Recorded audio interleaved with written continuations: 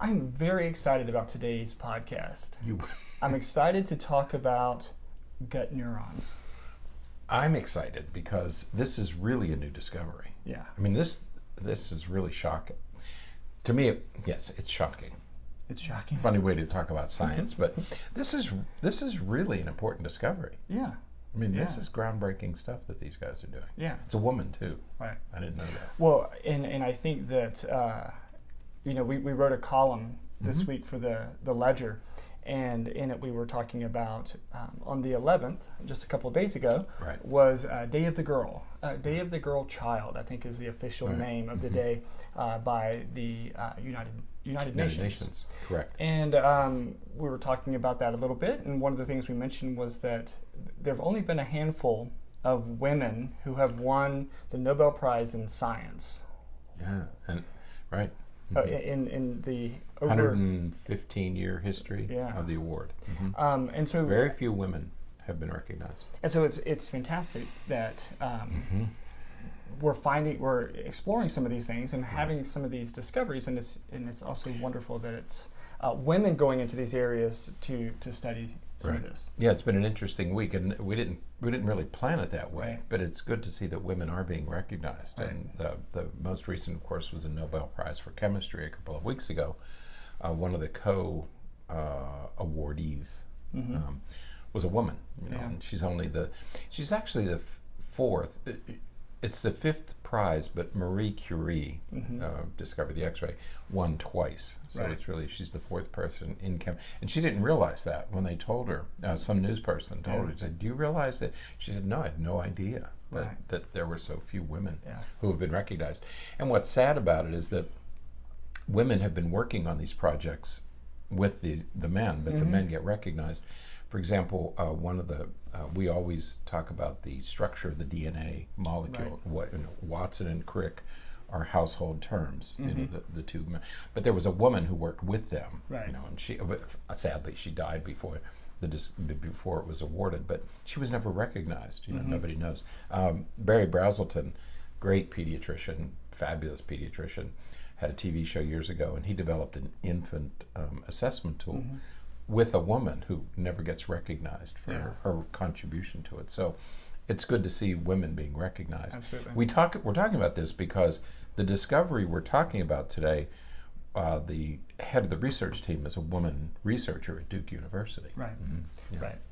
So we're going to talk about the article is from Science Daily, and we're talking about gut neurons. Now, very quickly, our body, we have neurons throughout our body.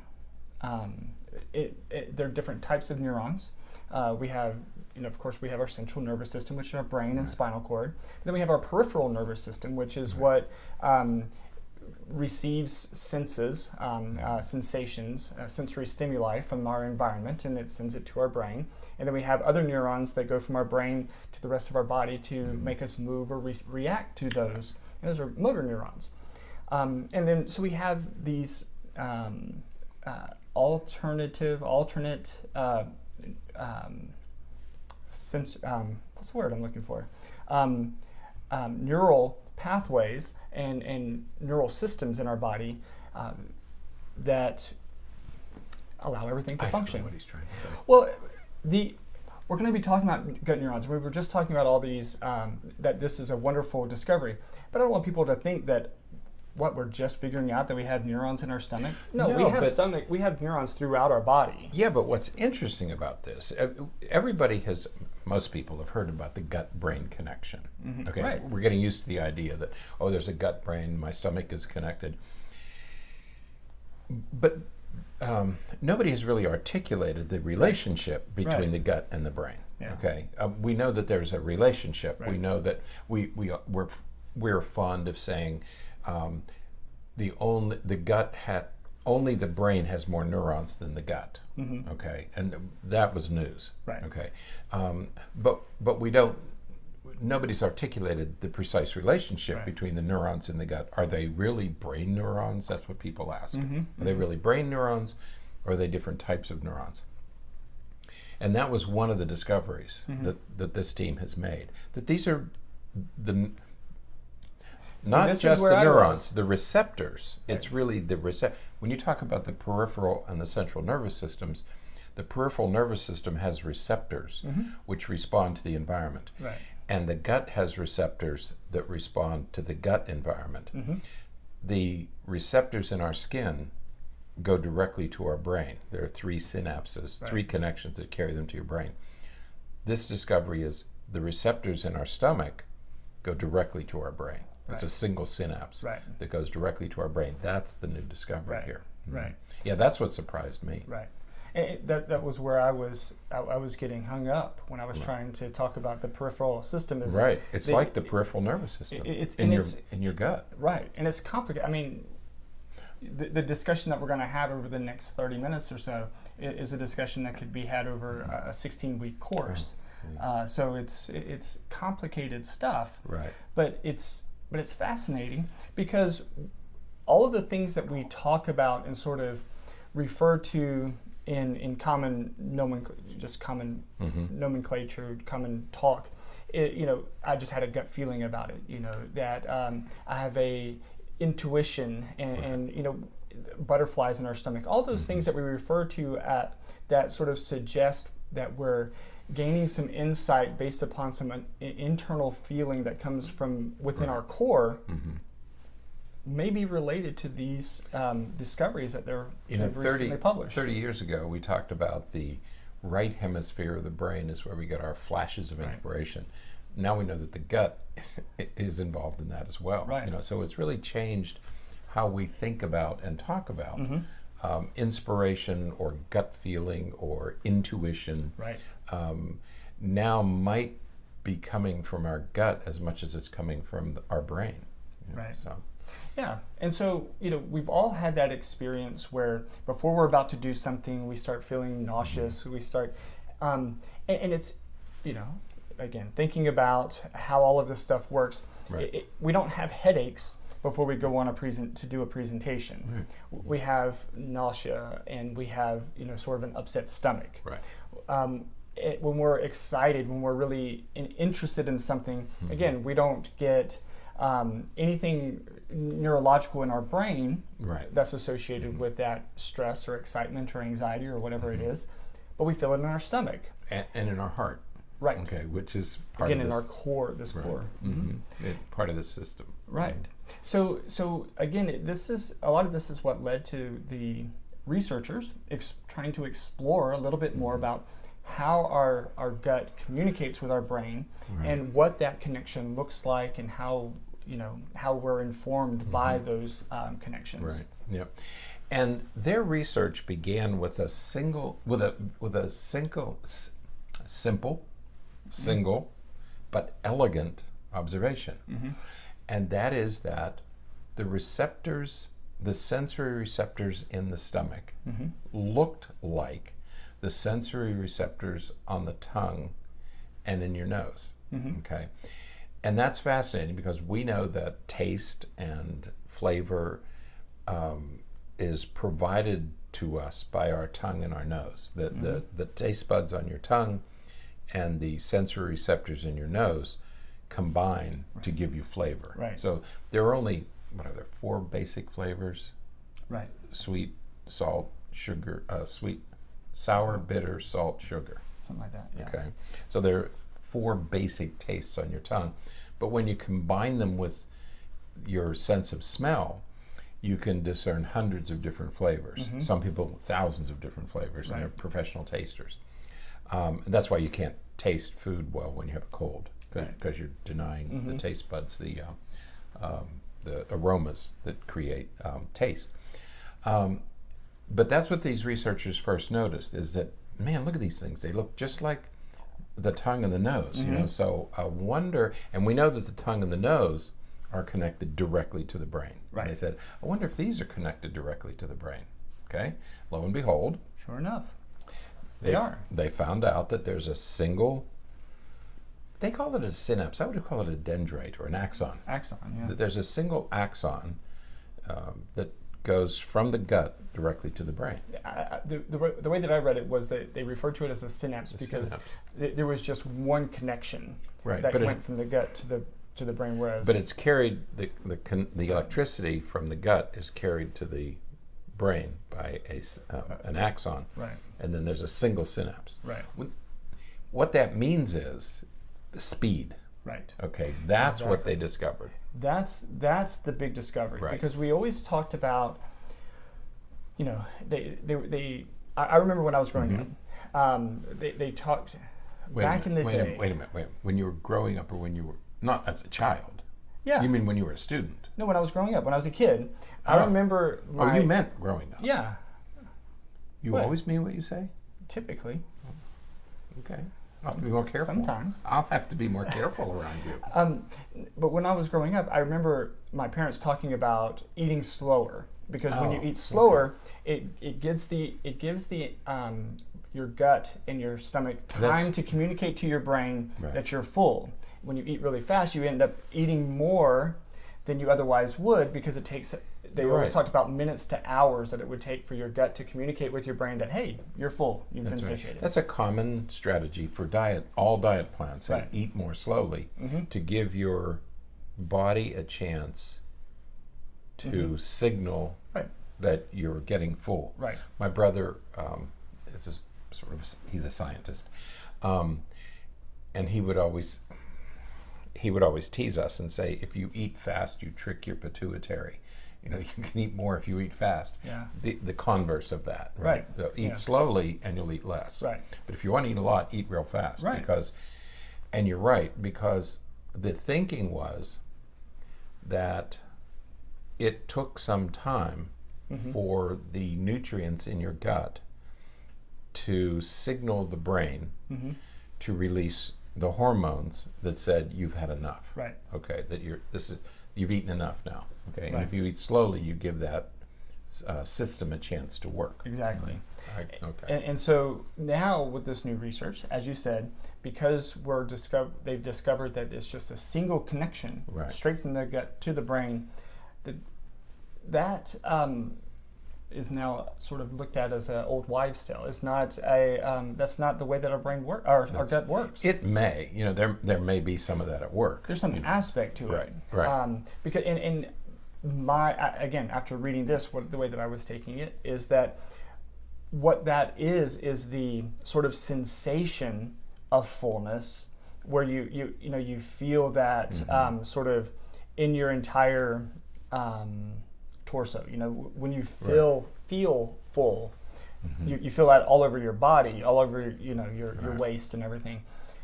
But the connection between your gut and your brain, just for communication, is actually really fast. Really fast. I mean, we're talking seconds. Right. They were surprised by the speed at which it happened. Right. They said 100 milliseconds. Well, most people can't imagine 100 milliseconds. That's an eye blink. Right. Okay. And we're not even aware of an eye blink. Right. Okay. 300 milliseconds is a third of a second. Right. Right. Right. I mean, when we do electrophysiology, we look at that 300 millisecond, P300, 300 millisecond marker, and we talk about it in very simple terms, but yet that's a third of a second. Right. This is a third of a second. Okay, and so we're talking about parts of a second, the speeds of that magnitude, and that's what the single connection means. So the fact that these receptors in your gut are just like the receptors on your tongue, that's fascinating to me, because that means they can probably do the same thing. And this single connection, the speed at which this is occurring was mind-boggling to me. What a fabulous discovery. Absolutely. Oh my gosh. And so we think about if we think about this from a experience perspective, how many times have you been in a situation that suddenly felt uneasy?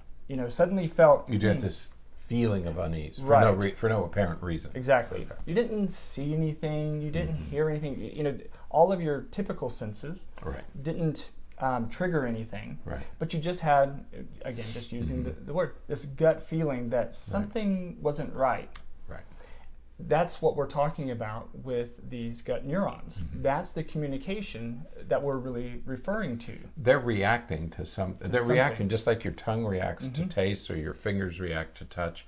your gut is reacting right, just like your skin does. right. Okay. Yeah. So they published this article, Right. this research in Science, Which means it was peer reviewed. right?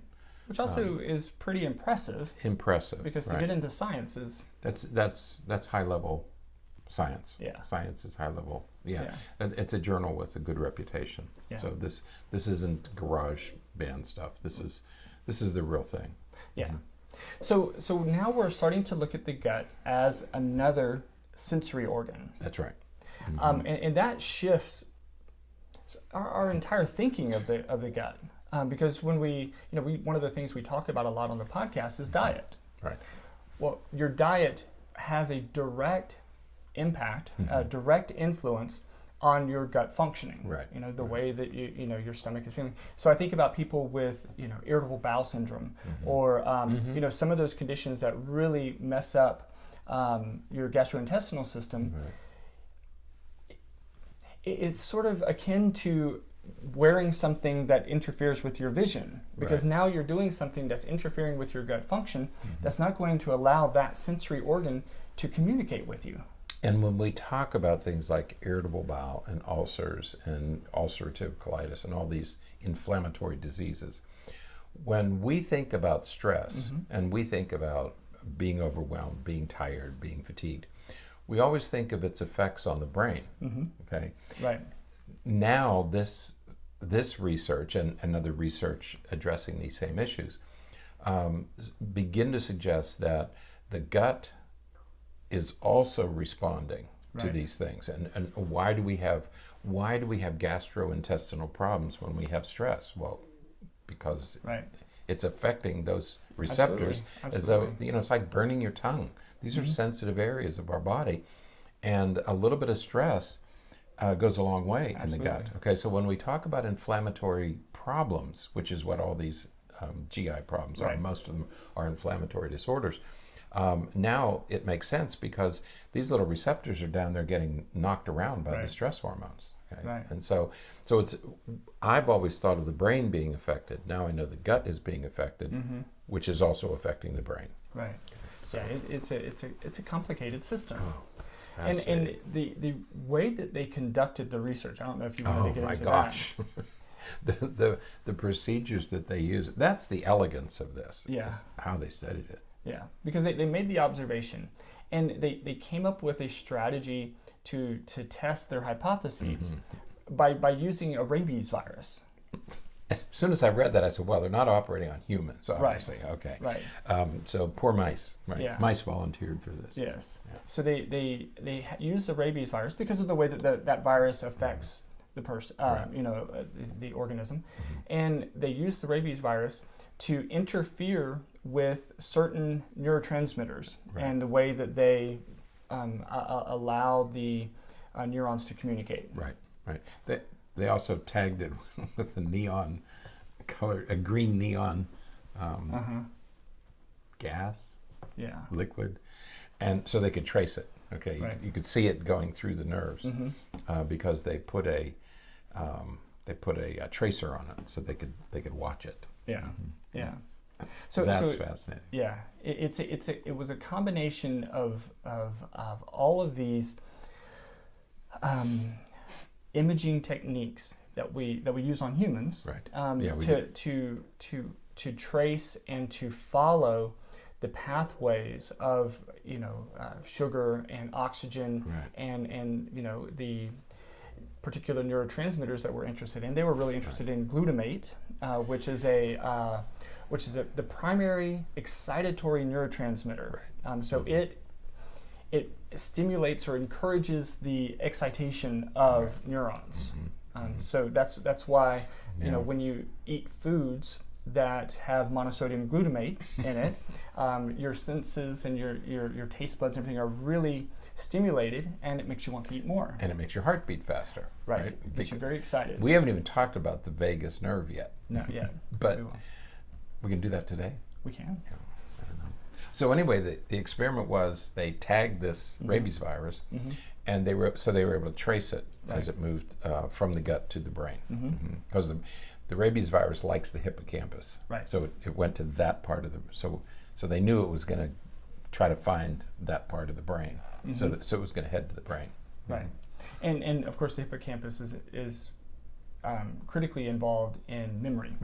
So so again, we're getting that information to the brain that's going to then create memories, but more specifically, again, just the idea of how quickly does it get from our gut to our brain. And we study mice and rats because despite some significant differences between our relative brains, there are a lot of similarities. They're remarkably similar. These mammalian systems are remarkably similar. Yeah. And the authors say that this is probably going to be the same kind of thing in humans because the systems are so similar. I mean, my goodness, some of our research comes from studying fruit flies. Well, if fruit flies apply, certainly mammals apply. The brain of a human is indistinguishable from the brain of a chimpanzee or some of the old world monkeys. I mean, we have all the same structures. There's only about a 3% difference. So, and most of those differences is with the neocortex, the wrinkly part. All the underlying structures and everything are almost they're identical. all the same. Yeah, when we did when we studied it years ago, we just used monkey brains because they had exactly the same. They were smaller, but had the same anatomy. So it is with the digestive system that this is probably going to hold with humans as well as it does with mice. Plus mice are available. We use them because they're available. We breed them for this. They're bred for research purposes. They arrive in a box like a big carton of eggs. You know, each one has a little chamber. You know, and they're well cared for. They're well cared for and then we give them rabies and we look at their brains. I hope my daughter's not listening to this.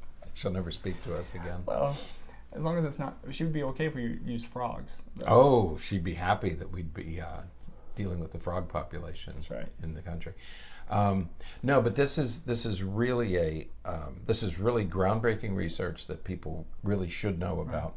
It changed my thinking completely. It was just astonishing to see the receptor sites, because receptor sites are something that you and I talk about, teach about. It's how drugs work. It's how hormones and neurochemicals work in our brain.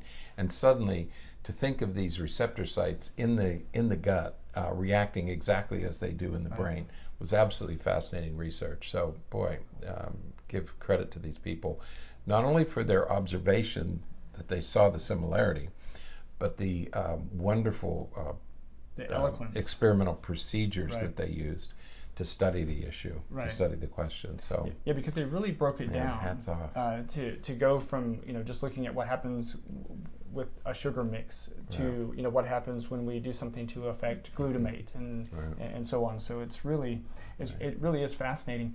And again, one of the reasons that we found this really important to talk about is not just because of the wonderful discovery, but also because to reiterate the importance of our overall health and the way that we're taking care of ourselves and our the importance of a nutritional diet and all of that, because when you think about the gut as another sensory organ and we think about the way in which our gut functions and the vast amount of communication that travels from our gut to our brain, not just for what we're eating, but also for what we, again, those gut feelings and those sort of intuitions about what's going on around us. When our gut is unhealthy, we're losing a significant source of information about our environment. Yeah, you're sacrificing. Because you say, well, what are the practical implications of this? And as I was reading this and this morning as we're talking about it, I'm thinking that we care for our brain so carefully. We don't want to do it. We sleep and we do this and we care for our brain. We abuse our gut. I mean, the foods that we eat and the additives that we're putting in, and think of what you're dumping into your gut every day, right? This is a delicate system that we're talking about, and it's easy to upset it. And we're seeing diabetes and irritable bowel and all these other digestive system disorders that are related to stress and abuse. So man, the take-home message here, I think, would be gentle on your gut, or at least as gentle as you are with your tongue. Right. You know, it's the same basic anatomy. Yeah, and perhaps the last major point that we wanted to make is the idea that, or is the other observation from some other research that suggests that we have just as many, if not more, neurotransmitters in our gut as we do in our brain, especially serotonin. All right, and so once again, that delicate balance that we need to maintain in our gut influences the presence of those neurotransmitters, and we all know that when we experience significant increases or decreases in certain neurotransmitters, we tend to be at risk for various mental health conditions. Serotonin is often implicated in depression and anxiety and some of those other sort of emotional-based internalizing disorders. And so when we're not taking care of our gut, it again makes sense that some of that communication may contribute to some of the depressive feelings that we feel at times. It certainly relates to when we're depressed or when we're down, when we eat certain foods, it kind of lifts our mood temporarily. It encourages the production and the transmission of some of those neurotransmitters, and it communicates directly with our brain very, very quickly, making us feel a little bit better, albeit temporarily. Right. How many years have we talked about emotional eating? Absolutely. You get sad and depressed, you want donuts and cookies and that sort of all those simple carbs. Soft, simple carbohydrates. So, yeah, there are tryptophan in turkey. You know, we all know that connection where turkey is high in tryptophan, or warming milk releases tryptophan. And tryptophan is the precursor, the essential amino acid necessary for serotonin. Serotonin. So you create serotonin, that's what makes you sleepy. So we've kind of had little hints of this connection, but to have this much direct evidence. And the evidence of the speed. The speed, right. And that's the big thing. This direct connection was fascinating. Absolutely. You know, so check out this study. We're gonna work to talk more about some of the implications of this, especially as it relates to how we're eating and how we're taking care of our gut. Because you got to be careful. I'm on a couple of different listservs related to health and nutrition and things like that. And gut health is. It is the topic of discussion almost every day. I'm going to be going to a meeting today, and one of the things on the agenda is nutrition is medicine. Food is medicine. Okay, and so there's a nutritionist who's going to be a dietitian / nutritionist who's going to be there talking about using food as medicine. So like our friend Leslie Korn. Been fabulous addition. Absolutely. To this discussion. So definitely. Very good stuff. All right. Well, that's it for today then. Until next time. That's it for this week. I know. This is Friday. It's another week. Or Saturday. It's Saturday, right? So you're losing a day. You've had a very busy week. My goodness. So you lost a day or two. It's okay. At least. You know that I was watching a TV commercial 2 days in a row. See? No. It's for the Apple. Too much TV? It's for the Apple phone, the new iPhone. And the girl she said she's created a way of adding more time. The 13. Yeah. It's the beta version. Yeah. Cecil. Okay. So you lost it. You needed that kind of a clock. This week. Just to have the extra time. You need a few extra hours. Yeah. Right. Okay. All right. Until next time. Stay happy, stay healthy, and forget to be afraid.